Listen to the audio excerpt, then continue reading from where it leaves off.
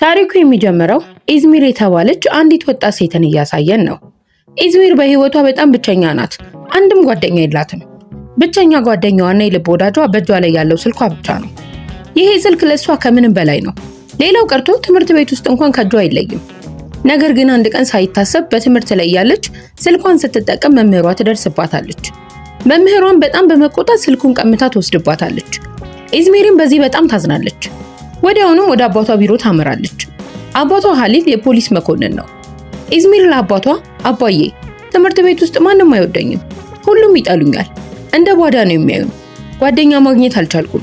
ለዚህ ነው ጓደኞቼን በማህበራዊ ሚዲያ ላይ ለመፈለግ የምሞክረው በማለት በምሬት ስትነግረው፣ ይሄኔ አባቷ ሀሊልም የልጁን ስሜት ለመረዳት በመሞከር ልጄ፣ ዋናው ነገር ቤተሰቦችሽ ምን ያህል እንደሚወዱሽ ማወቅሽ ነው። ለኛ አንቺ በዓለም ላይ ካሉ ሴቶች ሁሉ ቆንጆና ጎበዝ ነሽ። በዙሪያሽ ያሉ ሰዎች ያንቺን ዋጋና ክብር ማወቅ አልቻሉም እንጂ አንቺ ድንቅ ልጅ ነሽ በማለት ያረጋጋታል።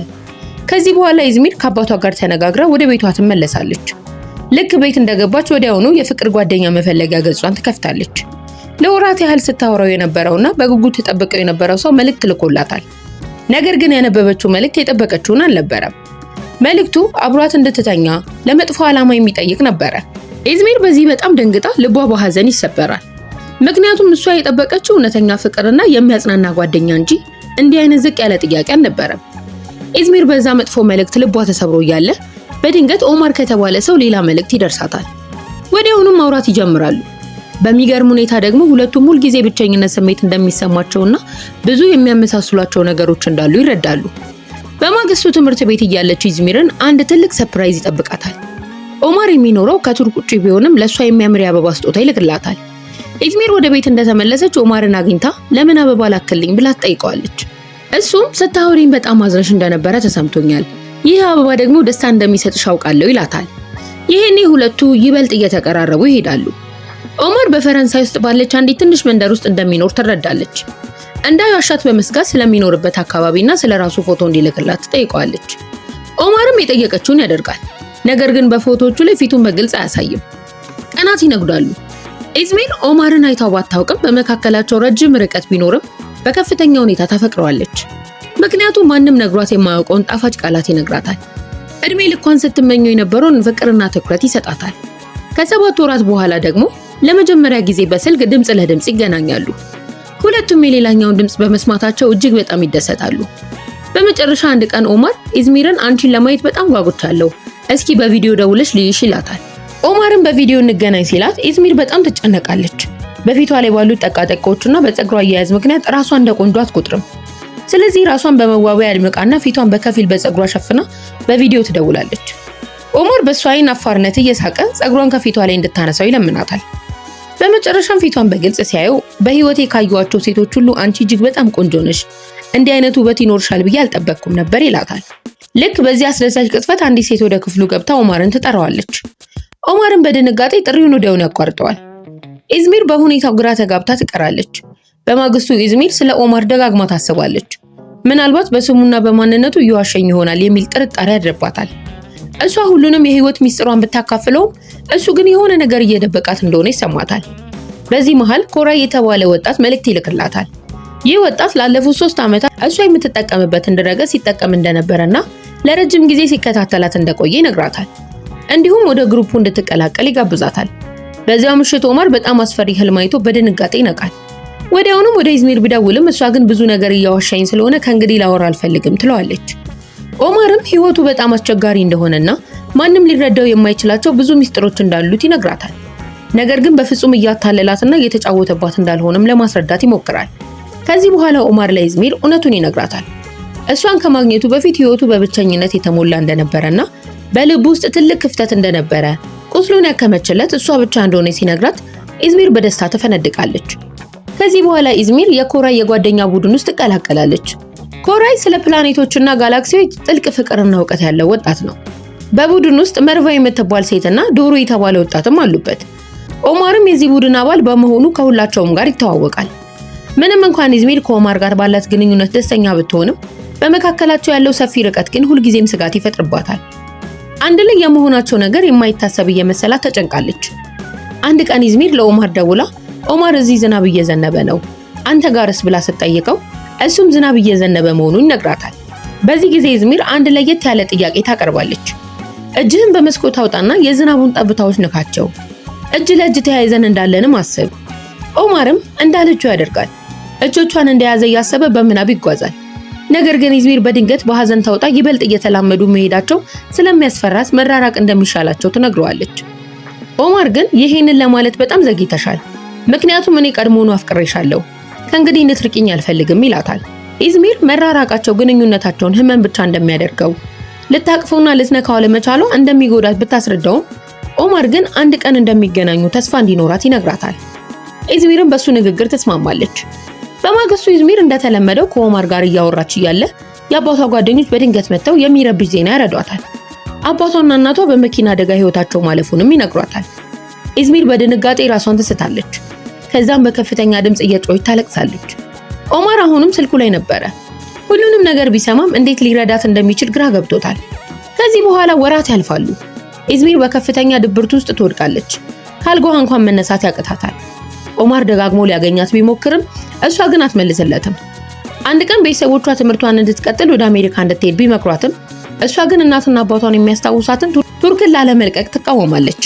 በዚህ መሃል አንድ ዘመዷ የቱርክ ጦር ኃይል ለኢስታንቡል ዩኒቨርሲቲ ነፃ የትምህርት ዕድል እያዘጋጀ መሆኑን ይነግራትና እንድታመለከት ያበረታታታል። አባቷ ሁልጊዜ ትምህርቷን እንድትጨርስና እንድትጎብዝ ይመኝ ስለነበረ ኢዝሚርም ትስማማለች። ኢዝሚር ዩኒቨርሲቲ እንደደረሰች ጓደኛዋ መርቫንን እዛው ታገኛታለች። መርቫን፣ ኮራይና ዶሩን በዚሁ የትምህርት ዕድል እንደሚመጡ ትረዳለች። መርቫንን እዚህ መሆኗን ለኦማር እንዳትነግረው ትለምናታለች። ወደ ማረፊያ ክፍሏ ስትገባ ኦማር ብዙ መልእክቶች እንዳላከላት ብታይም ላለመመለስ ተወስናለች። በኋላም ካፍቴሪያ ውስጥ ቡርሴ ከምትባል ሴት ጋር ትተዋወቃለች። ሁለቱ ስለ ፍቅር ግንኙነት እያወሩ እያለ ቡርሴ ፍቅረኛ አለሽ ስትል ጠይቃታለች። ኢዝሚርም ነበረኝ ግን ተለያይተናል ትላለች። ለምን እንደተለያዩ ስትጠይቃት ወላጆቼ ከሞቱ በኋላ ህይወቴ ተቀይሯል። ኦማር መጀመሪያ ያፈቀራት ልጅ አይደለሁም። አሁን አብሬው በሆነ በደለዋለሁ ብዬ ፈራለሁ። በተጨማሪም እሱ ሌላ ሀገር ነው የሚኖረው። ግንኙነታችን ሊሳካ አይችልም ስትል ትገልጽላታለች። ነገር ግን ማታ ወደ ክፍሏ ስትመለስ ስለ ኦማር ማሰቧን ማቆም እንደማትችል ትረዳለች። በመጨረሻም በጣም ናፍቀኸኛል የሚል መልእክት ትልክለታለች። ኦማርም ወዲያውኑ እኔም ናፍቀሽኛል ብሎ ይመልስላታል። በማግስቱ ዩኒቨርሲቲው ለአዲስ ገቢ ተማሪዎች ግብዣ ያዘጋጃል። ኢዝሚርም ወደ ግብዣው ታመራለች። ኢዝሚር በግብዣው ላይ ከቆራይና ከጓደኞቹ ጋር ቆማ እያለ ቤርክ የተባለ ወጣት ወደ እነሱ ይጠጋል። ቤርክ በኢዝሚር ላይ ፍላጎት ስላለው ሊያወራት ይሞክራል። ልክ በዚህ ሰዓት ኦማር በቪዲዮ ይደውላል። በኢዝሚር አጠገብ የሌላ ወንድ ድምጽ ሲሰማ በቅናት ይቃጠላል። ምንም ሳይናገር ወዲያውኑ ስልኩን ይዘጋዋል። በዚህ መሃል ኢዝሚር አዲሷ ጓደኛዋ ቡርሴ ፊት ተቀያይሮና በጣም ታማ ትመለከታለች። ደህና ነሽ ብላ ስትጠይቃት ቡርሴ ሆዷን በጣም እንደሚያማት ትነግራታለች። ኢዝሚር ቡርሴን ደግፋ ወደ ሽንት ቤት ስትወስዳት በድንገት ቡርሴ ደም ይፈሳትና ራሷን ስታ ትወድቃለች። ኢዝሚርም በድንጋጤ ወደ ሆስፒታል ተወስዳታለች። ዶክተሩ እንደነገራት ከሆነ ቡርሴ በቅርቡ ባደረገችው ውርጃ ምክንያት የውስጥ ደም መፍሰስ አጋጥሟታል። ይሄኔ ቡርሴ በደረሰባት ነገር በጣም ታዝናለች። ሚስጥሯ ስለታወቀባትም በራሷ ታፍራለች። ኢዝሚር ግን ከጎኗ በመሆን ታጽናናታለች። በማግስቱ ኢዝሚር አንድ ትልቅ አጋጣሚ ትሰማለች። ዩኒቨርሲቲ ወደ ፈረንሳይ የሚወስድ የነፃ የትምህርት ዕድል እያዘጋጀ መሆኑን ትረዳለች። ይህ ደግሞ ኦማር ወደሚኖርበት ሀገር ለመሄድ ትልቅ በር የሚከፍትላት ይመስላል። ኢዝሚር ከኦማር ጋር ለመሆን በማሰብ ወደ ፈረንሳይ ለሚወስድ የነፃ የትምህርት ዕድል ለማመልከት ትወስናለች። ቆይቶም ኦማር ደውሎ ውሎዋን ሲጠይቃት ከቤርክ ጋር ካፍቴሪያ ተቀምጣ እንደነበረ ትነግረዋለች። ኦማርም በቅናት ተቃጥሎ ቤርክ እንደሚወዳት ከኮራይ እንደሰማ ይነግራታል። ከሱ ጋርም እንዳትገናኝ ያስጠነቅቃታል። በዚያ ምሽት ግን ኦማር በተሰበረ ድምጽ ደውሎ ለረጅም ጊዜ ደብቆት የነበረው ሚስጥር ይነግራታል። ኦማር እኔ በአንድ ወቅት ሰው ገድያለሁ፣ አንቺ በጣም ንጹህና ቅን ልጅ ነሽ፣ እንደኔ አይነት ሰው አይገባሽም ሲልም ይናዘዛል። ከመገናኘታቸው በፊት በብቸኝነት ይሰቃይ እንደነበረና ከማንም በላይ እንደሚወዳት ገልጾ እጣ ፈንታ ግን አንድ ላይ እንዲሆኑ እንደማይፈቅድ ነግሮ ስልኩን ይዘጋዋል። ኢዝሚር በድንጋጤ አልቅሳ ብትደውልም ስልኩ ዝግ ነው። በራሱ ላይ ጉዳት ያደርሳል ብላ በመስጋት ወዲያውኑ ወደ ፈረንሳይ መጀመሪያውን በረራ ትይዛለች። ኦማር ኢዝሚርን በራፉ ላይ ሲያያት ከደስታ የተነሳ ማመን ያቅተዋል። ሊያቅፋት ቢሞክርም እሷ ግን በንዴት እየገፋችና እየመታችው በጭንቀት ትገለይ ነበረ። የሆነ ነገር ትሆናለህ ብዬ ምን ያህል እንደፈራው ታውቃለህ እያለች ትጮህበታለች። ኦማር ይቅርታ እየጠየቀ እስክትረጋጋ ድረስ አጥብቆ ያቅፋታል። በመጨረሻም ኦማር ስለ ታሪኩ እንዲህ ሲል ያጫውታታል። አባቱ ሁልጊዜ እናቱን ይደበድባት እንደነበረና እሱ ደግሞ ለእናቱ ለመከላከል ይሞክር እንደነበረ፣ አንድ ቀን እናቱ ስትደበደብ ማየት ስላቃተው በመኪናው ወደ አንድ ግብዣ ሄዶ በከፍተኛ ሁኔታ ሲጠጣ እዚያም የቀድሞ ፍቅረኛው ከአንድ ወጣት ጋር ስትጣላ እንዳየ። ይሄኔ በንዴት ተገፋፍቶ ያንን ወጣት ወደ መዋኛ ገንዳ ውስጥ ይገፈትረዋል። ወጣቱ በጣም ሰክሮ ስለነበረ መውጣት አቅቶት እንደሰመጠ። ከዚህ በኋላ የኦማር የወደፊት ተስፋ ጨልሞ እስር ቤት ይጠብቀው ስለነበረ አባቱ ወደ ፈረንሳይ እንደላከውና ማንነቱን ለመደበቅ ሲል ስሙን ከአጋ ወደ ኦማር እንደቀየረ ይነግራታል። ኢዝሚር በኦማር ስቃይ ልቧ ይነካል። በረንዳው ላይ አብረው ቆመው ዝናብ እያዩ ይጽናናሉ። ለመጀመሪያ ጊዜም በቅርበት ይተነፍሳሉ። ኢዝሚር ልብስ ስላልያዘች ኦማር የራሱን ልብስ ይሰጣታል። ልብሷን ስትቀይር እንዳያይ ፊቱን ያዞርላታል። በዚህ ምሽት አጠገቡ ተኝታ ስታየው በመጨረሻ አብረው በመሆናቸው ታላቅ ደስታ ይሰማታል። በማግስቱ ኦማር ኢዝሚርን የፓሪስ ከተሞችን ያስጎበኛታል። የኢፊል ታወርንና የታወቁ ቦታዎችንም ይጎበኛሉ። እንዲያውም በእጆቻቸው ላይ ተመሳሳይ ታቶ ይነቀሳሉ። ምሽቱን ካፌ ውስጥ ሲያሳልፉ ኢዝሚር ከልክ በላይ ትጠጣለች። ስትሰክር ይበልጥ ጣፋጭ ስለምትሆን ኦማር በፍቅር ይመለከታታል። በስልኳ ዘፈን ከፍታ ከሱ ጋር ስትደንስ በዙሪያ ያለው ሰው ሁሉ ረስተው በራሳቸው ዓለም ውስጥ ይጠፋሉ። ከጥቂት ቀናት በኋላ ኦማር ኢዝሚርን ወደ አየር ማረፊያ ይወስዳታል። ወደ ቱርክ ልትመለስ ስትል ስታለቅስ እንደምንገናኝ ቃል እገባልሻለሁ፣ ስታለቅሽ ማየት አልፈልግም ብሎ ያጽናናታል። ኢዝሚር ቱርክ እንደደረሰች ዩኒቨርሲቲ ደጃፍ ላይ በድንገት አንድ መኪና እግሯን ገጭቶ ያልፋል። ይሄኔ አብሯት የሚማር ተማሪ ወዲያውኑ አንስቶ ወደ ሆስፒታል ይወስዳታል። በዚህ ሰዓት ኦማር ይደውላል። የክፍል ጓደኛዋ ስልኩን አንስቶ የሆነውን ሁሉ ይነግረዋል። ኦማርም የቤተሰቡ ሹፌር ሆስፒታል ደጃፍ እንደሚጠብቃትና እስክትድን ድረስ ቤተሰቦቹ ጋር እንድትቆይ ይነግራታል። ኢዝሚር ቤተሰቦችን አላስቸግርም ብላ ብትቃወምም ኦማር ግን ብቻዋን እንድትሆን እንደማይፈልግና ለቤተሰቦቹ አስቀድሞ እንደነገራቸው ገልጾ ያሳምናታል። ኢዝሚር የኦማር ቤተሰብ ቤት ስትደርስ እናቱ፣ ወንድሙ አሊንና የአሊ ሚስትና ትንሿ ልጃቸው ሌናን ትተዋወቃቸዋለች። የኦማር እናት ኢዝሚር ኦማር ወደ ነበረበት ክፍል ትወስዳታለች። ኦማር ከሄደ በኋላ ክፍል ውስጥ ማንም ገብቶ እንደማያውቅ ትነግራታለች። እናትየው ለኢዝሚር ለወላጆቿ ሞት መጽናናትን ትመኝላታለች። ኢዝሚርም ወላጆቼ ከሞቱ በኋላ ወደ ቤታችን ለመመለስ ፈርቻለሁ፣ ምክንያቱም በቤት ገብቼ እነሱን ላለማግኘት ማሰብ በጣም ይከብደኛል። እናትየው ግን ወደ ቤቷ ሄዳ ለመጨረሻ ጊዜ ተሰናብታቸው እንድትመጣ ትመክራታለች። ኢዝሚርም ክፍል ውስጥ ሆና የኦማርን የልጅነት ፎቶዎች ስትመለከት ግን አንድ የሚያስደነግጥ ነገር ታገኛለች።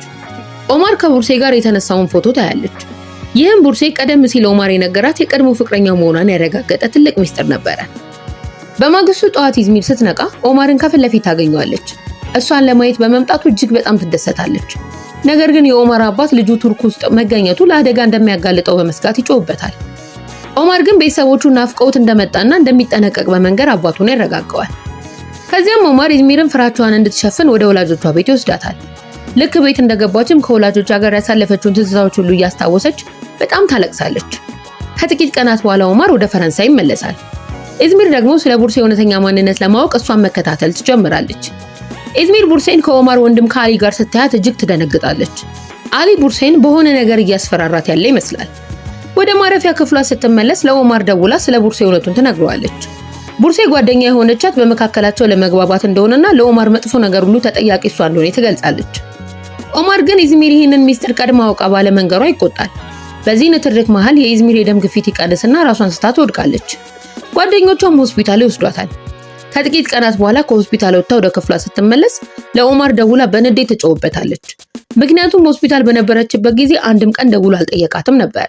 ኦማርም ስለ ጤናዋ ከኮራ እየሰማ እንደነበረ ቢገልጽላትም ኢዝሚር ግን በዚህ አስቸጋሪ ወቅት የሱን ድምጽ መስማት ትፈልግ እንደነበረ ልክ እንደ አባትነት ስትል የተናገረችው ቃል ኦማርን በጣም ይጎዳዋል። በዚህ ምክንያት ተለያይቶ ስልኩ ይዘጋል። በቀጣዮቹ ቀናት ሁለቱም በጥልቅ ሐዘንና ድብርት ውስጥ ይወድቃሉ። ይሁን እንጂ ኢዝሚርና ጓደኞቿ አሊና ቡርሴን በድብቅ መከታተል ይጀምራሉ። እዚህ ጋር ነው እውነተኛ አስደንጋጩ ሚስጥር የሚገለጠው። ቡርሴ ከኦማር ጋር ከተለያየች በኋላ ከወንድሙ ካሊ ጋር ግንኙነት እንደነበራት፣ ከሱም እንደጸነሰችና አሊ በዚህ ጉዳይ ያስፈራራት እንደነበረ ያውቃሉ። ታሪኩ ወደ ኋላ ተመልሶ ያንን ኦማር ሰው ገደልኩበት ያለበትን ምሽት ያሳየናል። አሊ በዛ ምሽት ወንድሙ ኦማር አንድን ወጣት ወደ መዋኛ ገንዳ ውስጥ ሲገፋው ያያል። አሊ በወንድሙ ላይ ባለው ቅናት የተነሳ ኦማርን በወንጀል ለማስጠመድና ከህይወቱ ለማስወገድ ሲል ገንዳ ውስጥ ያለውን ወጣት ተጭኖ በመያዝ እንዲሰምጥ ያደርጋል። ቡርሴ ይህንን ሁሉ ብታይም እስካሁን ለማንም አልተናገረችም ነበር። ወደ አሁኑ ጊዜ ስንመለስ ቡርሴ አሊን ፊት ለፊት ተጋፍታ ለምን እንዲህ እንዳደረገ ትጠይቀዋለች። አሊን በቅናት ተገፋፍቶ ወንድሙን ለማጥፋት ያደረገው እንደሆነ ይናዘዛል። ልክ በዚህ ቅስፈት ፖሊሶች ደርሰው አሊን በነፍስ ግድያ ወንጀል በቁጥጥር ስር ያውሉታል። ይህም ኢዝሚርና ቡርሴ ተባብረው አሊ እውነቱን እንዲናገርና እንዲያዝ ያዘጋጁት ወጥመድ እንደነበረ ይታወቃል። አሊ ከታሰረ በኋላ ኢዝሚር ወዲያውኑ ለኦማር ደውላ እውነቱን ትነግረዋለች። ለዓመታት ራሱን ሲወቅስበት የነበረው የዚያ ወጣት ሞት ተጠያቂ እሱ ሳይሆን የገዛ ወንድሙ አሊ እንደነበረ በዝርዝር ታስረዳዋለች። ኦማር በወንድሙ ክህደት በጣም ደንግጦ ስልኩን ይዘጋዋል። በዚያው ምሽት ግን ኦማር ለኢዝሚር መልእክት ይልክላታል። ከተለያዩበት ቀን ጀምሮ ማሰብ እንዳልቻለና አሁንም ከምንም በላይ እንደሚወዳት ይገልጽላታል። ነገር ግን በወንድሙ ምክንያት የደረሰበት መከራና ክህደት ስለሚከብደው ወደ ቱርክ መመለስ እንደማይችል ይነግራታል። ይልቁንም ኢዝሚር መጣ ፈረንሳይ አብራው እንድትኖር ይጠይቃታል። ፊልሙ የሚጠናቀቀው ኢዝሚር ፈረንሳይ አየር ማረፊያ ስትደርስ ነው። ኦማርን ገና ስታየው የሮጠች ሄዳ ትጠመጠምበታለች። በመጨረሻም እነዚህ ሁለት ፍቅረኛሞች ከመከራና ከጥርጣሬ በኋላ ዳግም ተገናኝተው ቀሪ ህይወታቸውን አብረው ለማሳለፍ ሲወስኑ ታሪኩ ያበቃል።